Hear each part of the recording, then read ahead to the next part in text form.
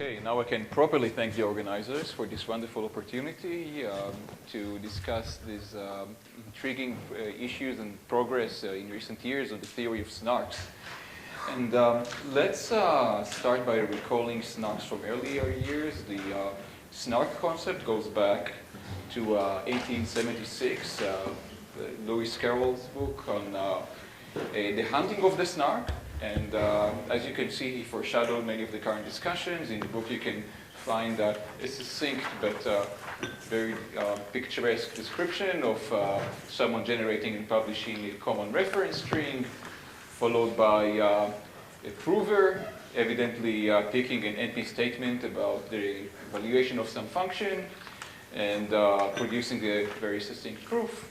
And eventually, the verifier checks the succinct proof and learns that the prover knows a witness. And that, in a nutshell, is the framework of SNARKs. Let's be slightly more explicit, but sticking with the spirit of informality. We will go more formal as the need arises. We'll start easy. So the setup is there's a prover and a verifier, and the prover has some very exciting statement to make about some function f evaluated on an input x equaling y, or maybe there's even a witness for a non-deterministic evaluation, or some secret information that the prover keeps. And he makes that statement that the result of applying f to x and perhaps w equals y, he sends that to the verifier, and he knows the information that attesting to that. He knows the witness w, he knows the internal values that were used to compute the function. Now, to convince the verifier of the truth of the statement, he could have just sent over all of his private information. There are many reasons not to do that, depending on circumstances. The information may be too large, for example, if the internal values are too big or if the witness is too big. The information may be sensitive, personal information, as in some applications that we'll see later. And therefore, the prover would like to just run the function f in his mind, and somehow produce a proof to the correctness of the statement.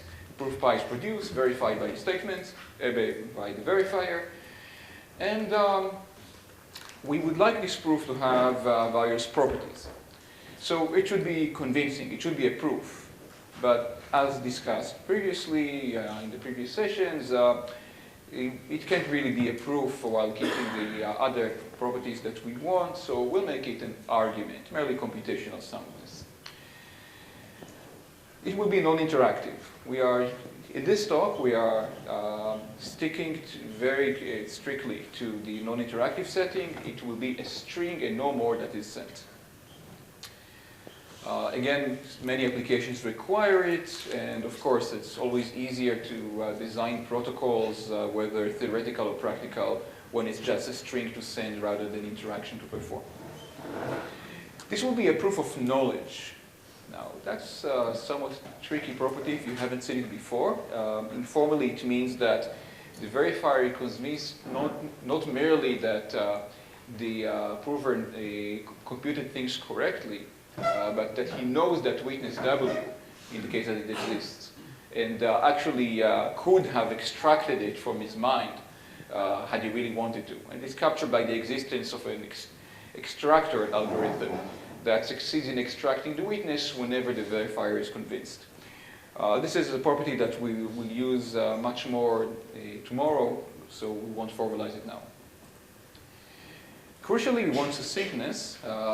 The verifier should run very quickly, and the proof should be very short.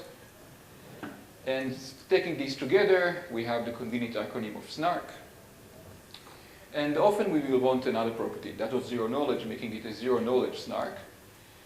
In this talk, I will often simplify things and talk about SNARKs when I really mean zero knowledge SNARK, and actually everything will be discussed today is or can easily be made a zero knowledge SNARK.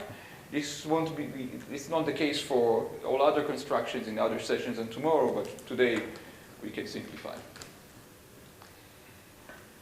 Now, we will be discussing preprocessing SNARKs when there's another party. There's a generator that produces some keys, a common reference string that will be used by the prover and verifier. There will be a proving key and the verification key used by the respective parties. And this is produced ahead of time without knowing the particular x's and y's and w's that will come up later. And it will be reusable over many different statements. Now, there are many variants of this preprocessing model depending on what the generator algorithm is forced to do and the implications of its going wrong, and let's enumerate them. First, there's the question of dependence rather than the typo on the function f. Are we just initializing some maybe universal hash function that will help us produce SNARKs for anything, as is the case for the Fiat-Shamir version of CS proofs, or are we doing something that is specific to the computation f? Jumping ahead, the SNARKs that we'll be discussing in this session will have a dependence on f, and you can morally think about what the generator is doing as creating a template for what the correct evaluation of f looks like. And then the prover will show that what it's really doing when the instances come in is consistent with that template. That means in particular that the generator will be working hard. It will be working at least as hard as the computation of f. There could be SNARKs, and there are SNARKs where there is some preprocessing, but it's cheaper, and that's another thing we'll be discussing tomorrow. Now, the randomness used by the generator might be public, making it a common random string, or private, making it a common reference string. And in the case of private randomness, it means that there's a trapdoor that would enable cheating provers to break soundness. And the soundness of the scheme relies on the fact that the secret randomness used by the generator will never be available to outsiders. As you can imagine, this is a concern in some applications. And another variant is who is convinced whether these keys suffice to convince anyone in the world that trusts the generator to have produced them correctly, or whether they are addressed to a particular party who has corresponding secret keys. And we'll encounter these two later in the talk. So we'll be focusing on preprocessing SNARKs of the expensive kind, where the preprocessing is at least as expensive as the whole computation. And you might ask, why are we focusing on the worst case here? And the reason is that this gives us the best verifiers in the non-interactive setting. So you've seen variants of this comparison slide several times today. Let me focus on just a few entries from those slides that are most pertinent to us. And this is a line of work that started just 2010 with the work of Groth, improved by Liebma, that recognized that certain IKO-inspired constructs can be used to achieve SNARKs. But the good news is that they had very nice proof sizes, small constant number of field elements for cryptographically strong field, whatever that means. And the bad news is that they were still pretty expensive in the amount of computation. If computation, say circuit size or number of steps, depending on your model, is S, then the common reference string was originally quadratic, and so was the prover runtime. Liebma improved the common reference string, but the prover was still quadratic, meaning that non-trivial computation would not be practical. And the work of GGPR, shortly thereafter, changed this picture completely. We are now completely in the linear or quasi-linear realm, and the constants are, sufficiently low for useful experiments to be carried, and actually for some real-world applications that we'll be discussing as well tomorrow. And something really cool is that these proofs are not just constant number of small field elements, but just 7 or 8 depending on the variant. And most of the work in the last couple of years has been on GGPR and improvement, the PGHR algorithm, interpretations of GGPR's linear PCPs that we'll see shortly, and various extensions. Another recent work adapts these ideas from the arithmetic circuits field, which is where GDPR works best, to the field of binary constraints and binary and Boolean circuits, and that improves the constant significantly for those cases, and even reduces the proof size to just 4 field elements. So we'll be jumping into the fray and seeing how this works. What we'll see is how the QAP-based constructions of GDPR works, and I'll be borrowing interpretations and variants as I see fit didactically. And we'll see almost all of the details. We'll skip some of the proofs and at the very end some of the construction, but you'll get a good feel for what's going on. So what's going on is going to be quite a journey. So I hope there's no unfortunate interaction between the technical problems, the buses leaving, and the length of the reduction. But we'll start with some nice computations, some function f. We'll go through algebraic circuits, then some algebraic constraint systems of one kind, then algebraic constraint systems of another kind, QAP, the namesakes of this approach. Then we'll be constructing linear PCPs and linear interactive proofs, and at the very end of the reduction we'll get the long-sought SNARK. So let's go on hunt. We start with computation, and for consistency with the prior sessions, we'll be thinking about it as some function f. I can compute it on an input x and producing an output y. And it might be non-deterministic, so it would also have an input w.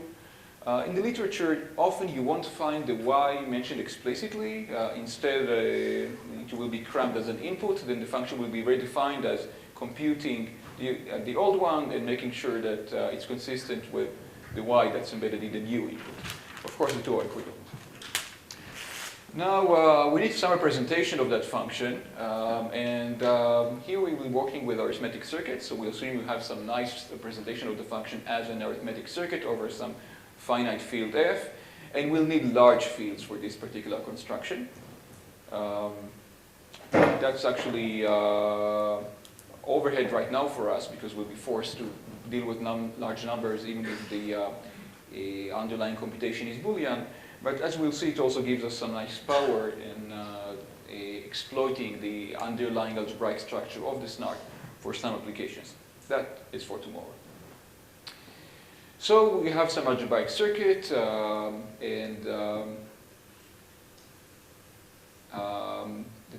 that the circuit gets the input x and output y, make sure that they're consistent. What does it mean? Well, the circuit would have some internal values corresponding to whatever happened inside f, in particular the witness. And we say that this is satisfiable for x and y if there exists a z such that c on xy accepts with the internal values z in particular. So now there remains to give proofs for satisfiability of c for particular x and y. And we want to represent this in a more systematic way that will lead us to the next reduction. To this end, we'll be using a rank 1 quadratic system, or R1CS. The notation is not quite that of GDPR, but close enough, kind of implicit in there. And the idea is that from that circuit, we'll be constructing a constraint system represented as a bunch of triples of vectors. There will be m vectors. Each of these is aj, bj, cj. And these vectors will all be of k elements in our favorite finite field, the same one that was used for the circuit C. And we'll say that this I1CS is satisfiable if there exists a z in f to the n such that all of the m constraints are satisfied, where the m constraints each corresponds to a triple, and they say the following. Now note this funny tau here denoting transpose. So each two such vectors, we're actually computing their inner product. And this funny-looking notation simply lets us see exactly what matches what in the inner product notation. We'll be using this consistently for all inner products. We take this vector here, and this vector, it contains everything that happens inside the circuit. The inputs, the claimed output of F that also goes as an input into C, and the internal values. And we also need the constant 1 stuck on top. And we compute its inner product with the vector Aj. Then we compute its inner product again with the vector Bj, again with the vector Cj. And each of these gets us a scalar. So we multiply the scalars and compare it to the third one. So, okay, we have, for each j, we have 3 inner products and this simple constraints on the scalars, and we have m of these constraints, and somehow this is enough to express any algebraic circuit. And actually, this is easy to see. For example, if you would like to express the fact that in the circuit C there is a multiplication gate that multiplies some value of the input X with some internal value that is part of Z and is sent to the output, then you choose a constraint J in which the vectors Aj, Bj, Cj are all 0 except for these particular 3 entries, and it does the right thing. So that's multiplication. If you want addition, then here we're saying that 2 elements of X are summed into Y. We compute this inner product that gives us the sum of the 2 elements of X. We multiply it by 1, giving that element of Y.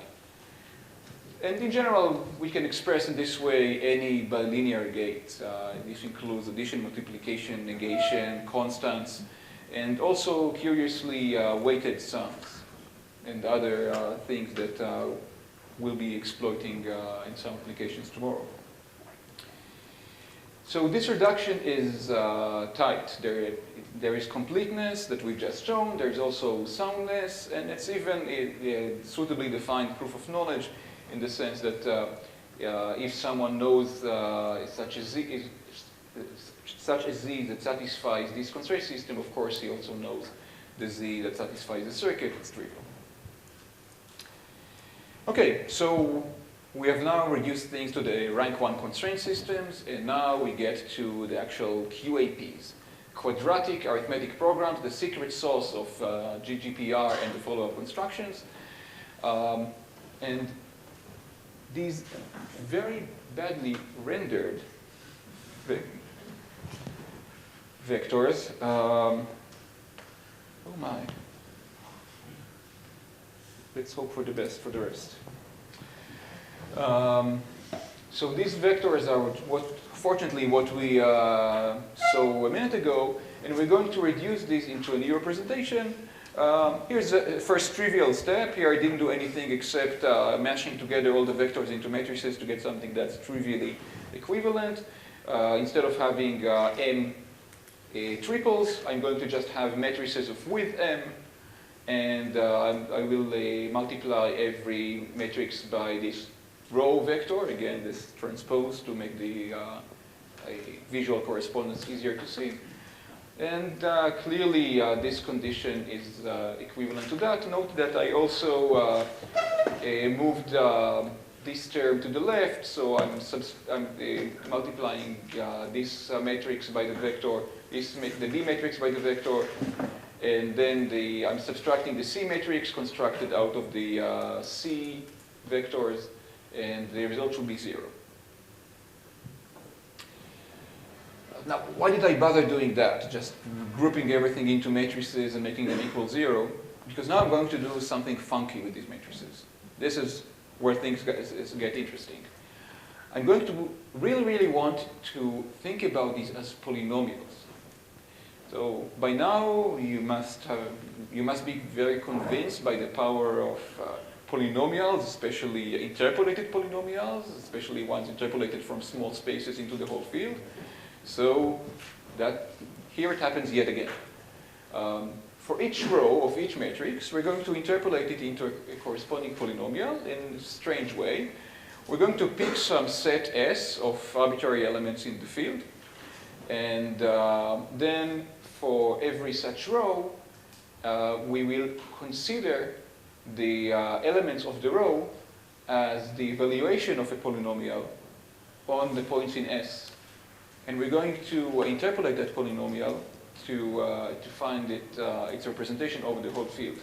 So for every AI, for every row in A, the ith row, we'll be looking at AI, which is the polynomial that evaluates to the right element, as in the matrix, at the corresponding point in M, where you can imagine the points of M written underneath. And we'll be keeping this polynomial degree n minus 1, which is the minimal degree needed to do this interpolation. So we have a nice low degree extension for every row of A, of B, and of C. And now, having done that, we can define the QAP, which is yet another representation of constraints, a different one. It will consist again of triples. Each will be a polynomial, but know that right now, the number of triples is different. We are now enumerating over the rows rather than over the columns. K here is the height of the matrices. And for every such triple of polynomials that we created in that way, we're going to compute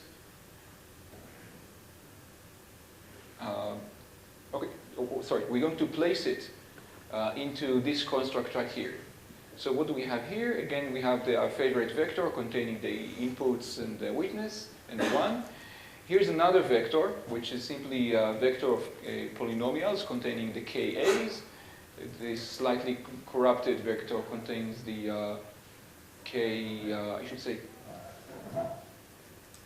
it should be K plus 1, but let you know that. B's and the C's. And now, for every particular choice of X, Y, and Z, I can define these polynomials A, X, Y, Z in the same formal variable by computing the inner product, that is taking the weighted sum of these polynomials according to the X, Y, Z. Likewise for B, likewise for C. And then I can compute this polynomial B that depends on X, Y, and Z, and stare at it for a while and admire it. It's a very nice polynomial. It's just the right degree for me, and it represents a lot of things I care about. It's well, it's derived from C and therefore from F, because the polynomials that it was constructed for were interpolated from the matrices ABC that represented the gates of the circuit. Okay, that's nice. It also contains information about the claims about the X, Y, and Z. So maybe, just maybe, this polynomial will tell me whether the computation was correct. Maybe indeed Z is consistent with X and Y. This would be the bellwether from the previous lecture. And it turns out that this is indeed the case. The QAP is satisfiable, we define it as satisfiable, if there exists a Z such that the polynomial that we've just defined is divisible by another polynomial, which we'll call the vanishing polynomial, which is simply the one that is defined by taking the product of all terms of the form alpha minus alpha j. So alpha is our formal variables in the polynomial, alpha j are the members of the set S. So this is simply the polynomial of degree k that vanishes on all of S. Sorry, of degree n that vanishes on all of S. So, okay, what happened here? We have some polynomial p, and if p happens to be a multiple of v, then the circuit is satisfied. So put otherwise, if there exists some polynomial h such that p equals h times v, then the circuit is satisfied. So this is somewhat strange to look at. What's the relation between the divisibility of polynomials and this equation on matrices? But actually, it does make sense. And the intuition here is that the polynomial v, because of the way it was constructed as having all of the set S as its roots, it generates the ideal of all polynomials that vanish on S. So a general polynomial he will vanish on S if and only if it is a multiple of V. Now, vanishing on S is exactly what's happening here if you think about a little interpolation as doing a mapping between assignments to the S field elements and columns of the matrix. And you can easily work out that the two conditions are indeed equivalent. So we've managed to re-express the computation f as divisibility of polynomials, and we even have this h, this nice polynomial h that serves as a witness that the divisibility really happens. And this is just what we had before. And now we can actually use this representation to do probabilistic checks. Suppose someone claims that they have a suitable assignment Z that satisfies the QAP, and therefore the circuit, therefore the F. And suppose that they actually write down that P and they write down the corresponding H, which is guaranteed to exist if that Z is indeed correct. And we would like to test them. So because this equation should be fulfilled, we can just draw random field elements. Let's denote the randomly drawn field element by tau. Evaluate the polynomial P at tau, evaluate H on tau, evaluate V on tau, and check whether the equality holds for random tau. And this is a classical setting of polynomial identity testing.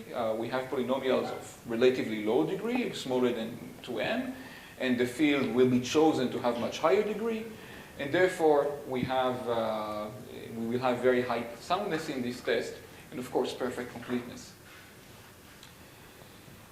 So if someone actually writes them down, then we can test, but we want to do better. We are after some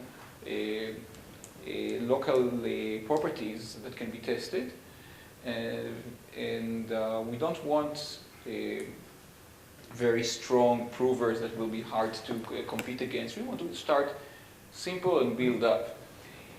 And the simplest thing that, well, one of the simplest things that that we can ask the prover is to just give us linear answers to our questions. That would be a very weak model of a prover. If we can be convinced by such a prover, then we can amplify that to more powerful provers.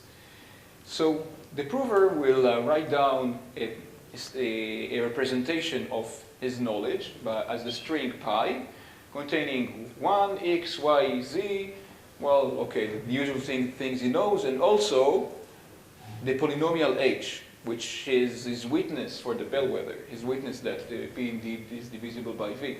And that will be represented as the coefficients of H. And once the prover writes this down, we can make linear queries to this string and still check the condition that we've just seen before. How do we do that? Well, one linear query to this string can compute a weighted sum over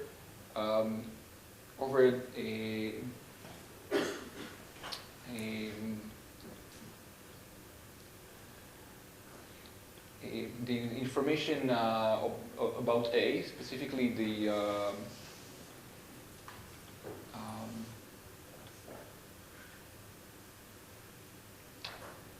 okay, I should say this more precisely. Given the information about this part of A is public, the information about Z is hiding inside pi, which we're not going to read. We're just going to query linear functions of it.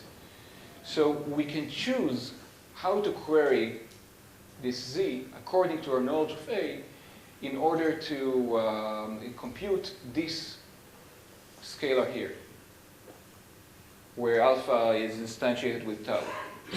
Likewise, with the second query, we can derive the scalar here, which is beta evaluated in tau. With the third query, we can evaluate this scalar. The fourth query will let us evaluate h on tau. And for V, we know V is public. There's no secret there. So we can factor that as part of the linear query. Overall, 4 queries into this string. Each of these is just some linear combination of its elements. And actually, we'll also need a 5th query if we are really the verifier that wants to check a particular claim about X and Z. We need to make sure that the X and Z that we are having in our mind are indeed the ones in pi. So this actually all works out, and soundness is maintained. And what this means is that we have just constructed our first linear PCP. To be more explicit, we have a linear PCP where the prover given x, y, and z that fulfill our relation, that satisfy C or the R1CS further down the reduction. The prover can compute the polynomial h, which is guaranteed to exist, compute its polynomials, and then output that string that we specified. And then the query algorithm can choose a random field element tau and choose the queries according to tau. And finally, decision algorithm will make sure that the values that we retrieved fulfill this relation, which is just a matter of a few simple quadratic equations. So the decision algorithm is trivial. The other two aren't that easy. We have the prover that needs to find the representation of h as coefficients. Now, that's actually fairly expensive. It requires converting an evaluation representation of h into coefficient representation of h, put otherwise a Fourier transform. And if we do this using a proper fast Fourier transform and tailor things just right, there are many moving parts in there to get it right, we can actually get very tight parameters with nice constants. The cost is roughly, if we have m constraints, that is m gates in our original circuit, then the number of field operations in the Fourier transform will be roughly m log m plus the number of entries in the matrices ABC, which roughly correspond to the number of gates times their in degree. And this is for degree 2 gates, well, fanning 2 AND gates and such.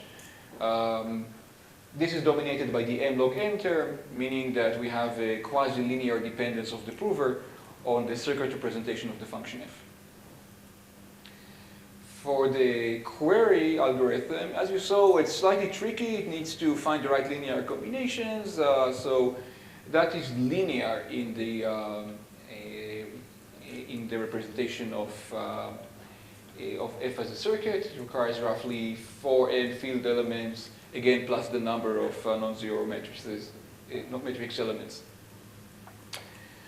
So this is actually pretty nice. It means that if we actually can carry this complexity all the way through, we'll end up with quasi-linear things on the proving side, very small constants on the decision side, which will translate to the eventual SNARK verifier.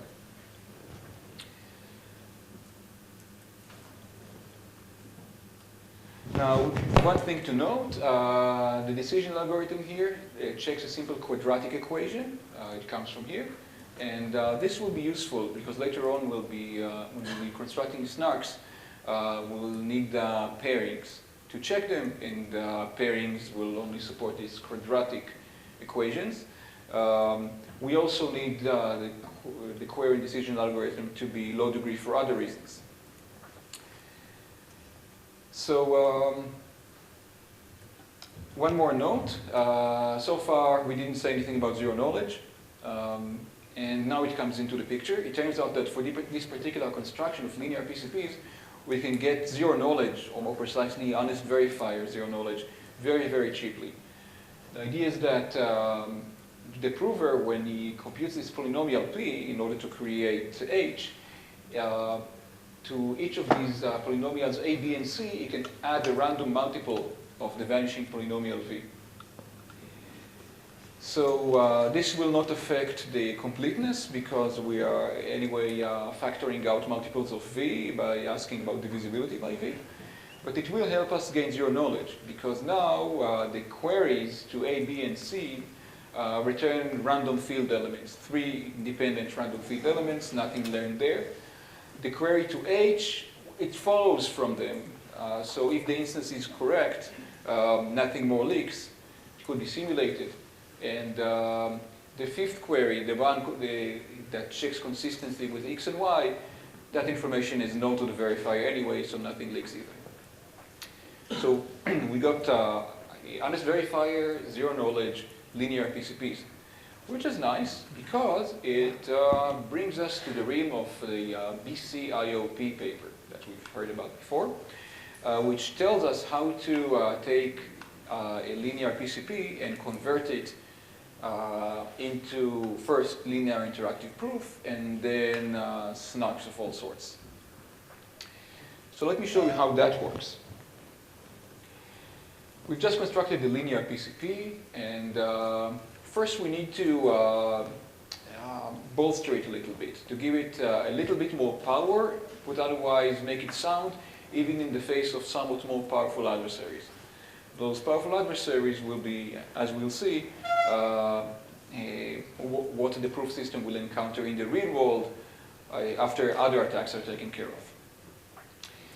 So the stronger form is called linear interactive proofs, and the difference is as follows. In linear PCPs, generalizing what we've shown for the particular QAP construction, we have just finished with QAPs. We're now discussing linear PCPs in general. In particular, any similarity in parameters is purely accidental. So our linear PCP and linear PCPs in general are of the form, there's a verifier and a prover. The verifier makes queries, which are vectors over F to the M, and they get responses, which are field elements, but the prover cannot return just anything. He's restricted to return just linear functions of some particular vector that he has in mind. So the prover, as a function of his x, y, and w, it should be z here, sorry, even though z is derivable from w, so these are equivalent. So the prover derives some vector in F to the M, and then all the queries are answered by taking the inner product of the corresponding query with the vector pi that the prover picked. There is no freedom to change the vector in the inner product as the queries streaming. And that's just what we saw. We had 5 queries, all to the same vector pi that we designated. Linear interactive proofs have a similar form, but still deal with some provers that are restricted to linear functions, but in a different sense. Here there are queries which are field elements. We have n field elements going in, k field elements going out, and the prover gets to pick a matrix that is a linear transformation from F to the M to F to the k. And the prover doesn't get to see the queries before picking the matrix. Of course, he picks the matrix, queries come in, are multiplied by h, queries come out.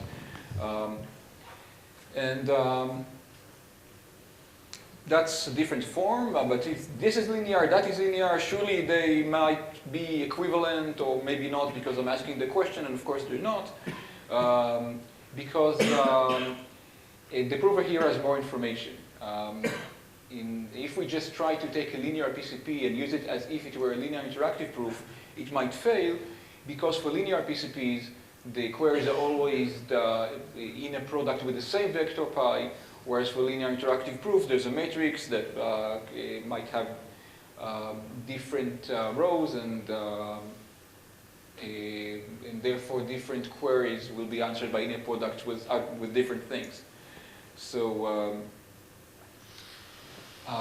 we need some reduction, and this reduction, as BCIOP show, is actually very easy. We add an extra consistency check that basically takes a random combination and make sure that it's consistent over all of the queries made. So we take the linear PCP, there were k queries, we add another k+1 query, which checks a random linear combination of all the other queries. And then we add that, and for syntactic compatibility, we also spread out the vectors into individual field elements. And it's easy to see that we have now ensured consistency, except with tiny probability, or at least when the field is large. Any attempt to give inconsistent answers that the linear PCP did not expect would make that query detected. So that means that we now have linear interactive proofs, which takes us a lot of the way towards SNARKs, if we can just force the wall to be linear. So the sad thing about provers is that they're not always linear, even when we really wanted to, and even if the soundness of the system depends on it. So we have to force them to be. And BCIOP give two constructions for that, for the designated verifier case and for the publicly verifiable case. Let's start with the designated verifier case. That means that the verifier has some secret key that enables only him to verify and no one else. So another relaxation that we'll need to make in the reduction, or put otherwise another requirement that we will make of the linear interactive proof, is that it is input oblivious. But otherwise, the verifier has a particular restrictive structure. It decides what queries to make, that is, what linear combinations to query from the prover.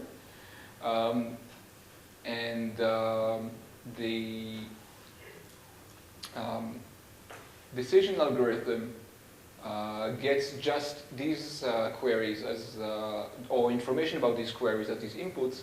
It does not see the inputs of the computation, the x, the y's. These are these do not affect the query.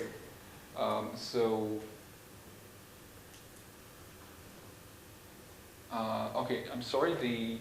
That's incorrect. It does affect the decision algorithm. It does not affect the query algorithm. So the point is that the query algorithm does not see the x and the y.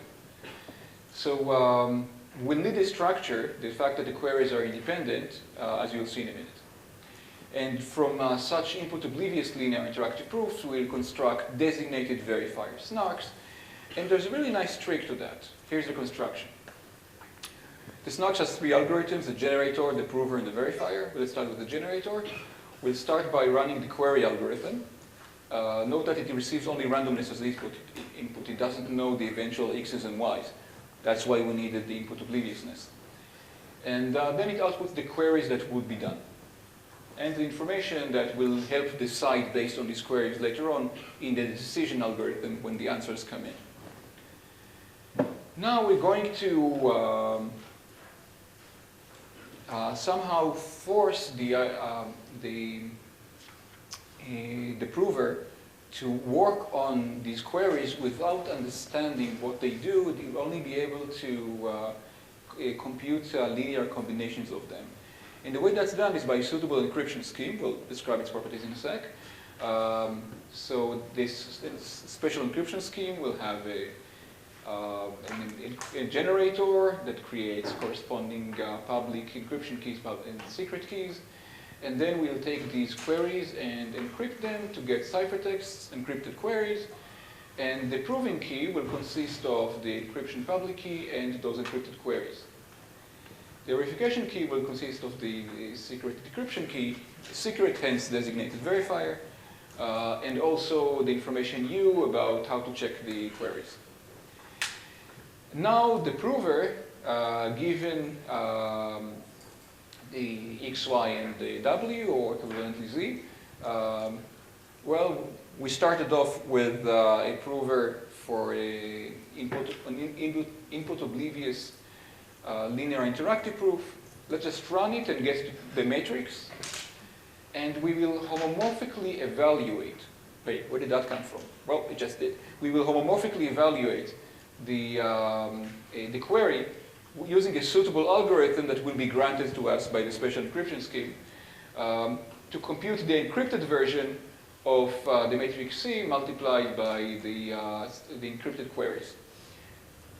So we will need suitable homomorphism to do this kind of evaluation, and then we can send the encrypted results to the verifier. The verifier gets these results and will decrypt them using the secret key from the verification key, and then run the decision algorithm on the plaintext answers and the information U that it got to make its decision. So this looks legit syntactically. We encrypt and then decrypt, and then after this cancel out, what we get is something that looks like the underlying linear interactive proof. So completeness will hold. But we need the right properties from the encryption scheme. We need the ability to evaluate linear functions. We need this kind of homomorphism. But we also need to make sure that nothing else happens. And this is the key point. This is where the true magic happens. The encryption scheme has to be such that given a bunch of ciphertext, you can apply a linear function to them, but any attempt to do something else will create nonsense. So there's things that will be undecryptable or decryptable to random values. So you have to, in order to produce a new value meaningfully from old ones, you have to know what you did. You have to know how to explain it in terms of linear combinations of the old values that you had. And this can be captured by a knowledge type assumption. For example, you can take the Pallier capture system and add a knowledge type assumption to it to get the requisite property. Now, we've given up so far on public verifiability. It was only designated verifier, but as such it works. We've also given up on zero knowledge, but that can be fixed as well. And lastly, we only argued informally about soundness. This actually also provides proof of knowledge with sufficient analysis and assumptions. We won't go into those details. Now, why do we go through the exercise? First, it's a warm-up for the real thing, which is public verifiability. Just so you won't be too disappointed, let me give you a nice bonus. It turns out that what we've just seen already gives a strikingly succinct designated verifier SNARK. And you can follow the same path, but starting not with QAPs, but with full-fledged PCPs. And then by applying randomized subset sum to them, you can get linear PCPs with just one query. And linear PCPs with just one query are trivially also linear interactive proofs because inconsistency has no opportunity to show up for a single query. And that gets you a designated verifier SNARK where the proof consists of just a single Pallier ciphertext. If you use this, specifically the Pallier crypto system with the knowledge assumption to make sure that it's linear only homomorphic. So this is really cool, having a SNARK with such succinct proofs. There's a catch. This starts with full-blown PCPs. So the verifier will have to actually evaluate a full-blown PCP and then compress it down using the randomized subset sum. And moreover, these are really not the most efficient PCPs that we know because they need to be query-efficient PCPs for the soundness to be good enough. So I wouldn't use it quite yet in practice, but it's still conceptually cool and comes for free from the analysis. What we really want, however, is publicly verifiable SNARKs. And that gets complicated because we wanted the encryption function to hide the information about the underlying queries in order to ensure that the homomorphism is preserved and soundness go through. But we cannot have semantic security anymore in the public verifiability setting because we actually need to test properties of the approver's answers, and testing any properties of the ciphertexts that it produces would obviously violate semantic security. So we need some fancy encryption scheme with fancy assumptions. First, we want to be able to somehow test things on ciphertext. We get encrypted results, encrypted answers, as in the designated verify construction. And now we want to test whether they have some structure, the one that the decider expects. And, well, one of the most popular ways to test properties of ciphertext is to put them into a pairing and see what comes out. And that's indeed what we'll need. By linear map, we'll be working with pairings over a suitable elliptic curve. And that will actually, jumping ahead, dominate the runtime of the verifier. We'll also need some strengthening of the linear-only property, linear-only homomorphism property that will require knowledge of exponent assumption, which is unfalsifiable, which is probably unavoidable, at least for black box reductions, due to Gentry and Weeks, as we heard earlier. And we also have some technical properties about the underlying linear interactive proof. The decision in the query algorithm needs to be low degree, which indeed holds for QAP, so we're happy. Okay, so that actually, modulo a few of the details, concludes the description of the, well, one version close to the state of the art for preprocessing SNARKs. Now, one thing that you may have noticed is that it was quite a journey through many levels of abstraction, and it brings to mind this publication by The Onion about Frank Gehry no longer being allowed to make sandwiches for his grandkids. Those of you who hang around this data center know what I mean. If you don't like all these layers of abstraction that help you understand really what's going on, you can also look at this succinct representation of the protocol. This actually contains all of the essential information, stripped of extra abstractions, and also slightly more efficient. There are also some assumptions. Let's be explicit about these assumptions. Specifically, PGHR make 3 assumptions. Other papers make very similar ones. They make the Q-power Diffie-Hellman, which is a standard Diffie-Hellman style assumptions. The Q-strong Diffie-Hellman, which is the standard assumptions about pairings. And it also makes the Q-power knowledge of exponent assumption, which looks like this. Not sure where this falls into the simple assumptions of earlier, but it's surely not falsifiable, and I can even tell by observing that there's an extractor hanging there somewhere, and this fancy notation means that whenever the adversary outputs something, the extractor outputs something else that explains what the adversary said by way of linear combinations in the exponent.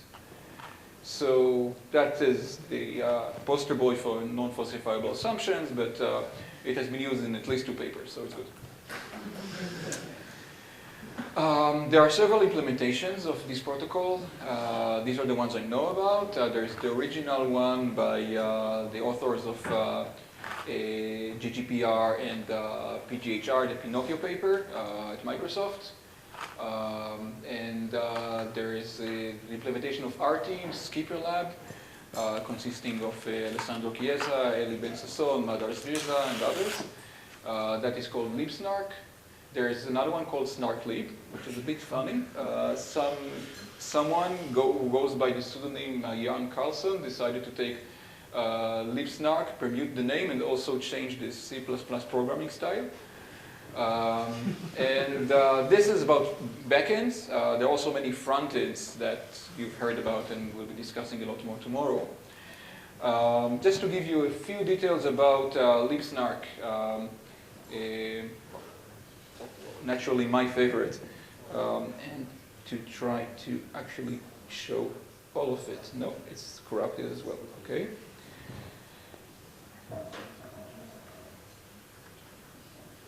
So libsnark implements the PGHR backend that we just show in that scheme, in that strange cryptic slide, which is the compressed version of the verbose one we saw, with some improvements like saving some pairings in the verifier and reducing the verification key size.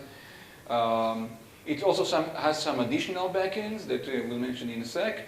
And just to give you a feel for the numbers of where we are, if you start with a circuit with, say, 1 million arithmetic gates, and it has 1,000 bits of input, and you run it on a typical desktop, well, let's say with 128-bit security, you'd be spending a couple of minutes running the generator, once in a lifetime. That's a good deal.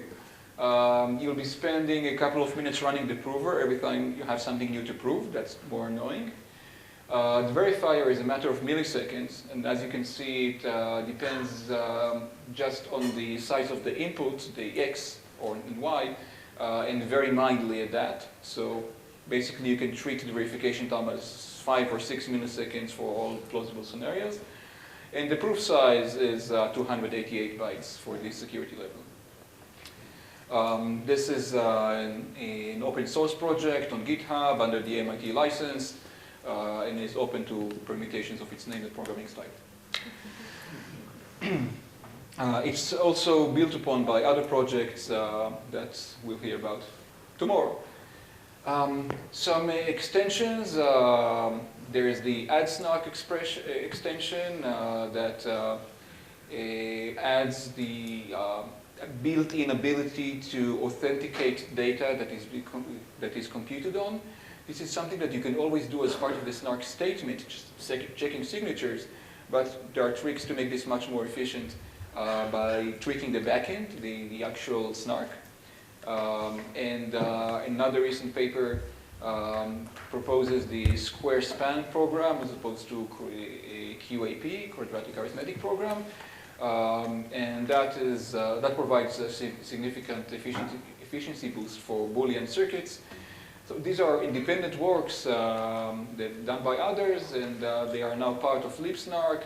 AddSnark was contributed by its authors, and the FKG was developed by Skipper Lab.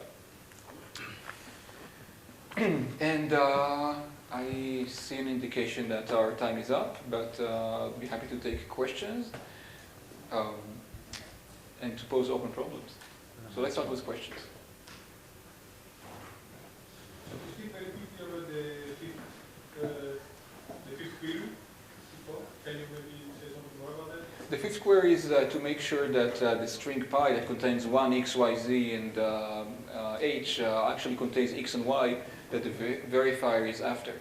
It could be a wonderful proof about a different input or different output. So you need to fetch those values and compare them. You just take any random combination of well, depending on the query size, you can. What we do is actually fetch them fully and compare.